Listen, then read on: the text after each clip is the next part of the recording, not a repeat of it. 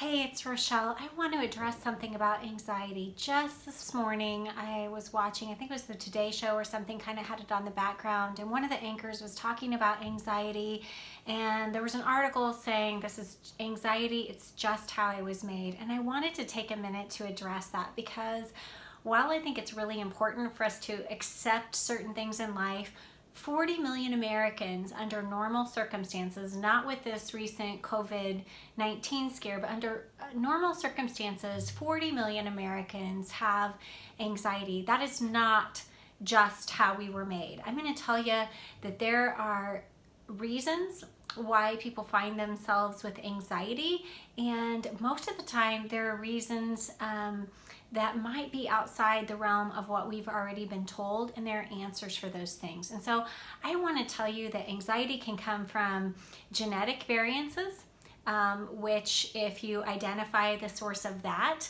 there are treatments for.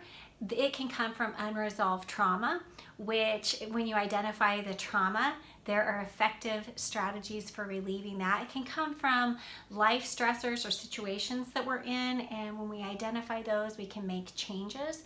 It can come from thought patterns that once we identify those, we can change. But nobody in the history of anxiety has ever calmed down simply because they were told to calm down. Does that work for anybody?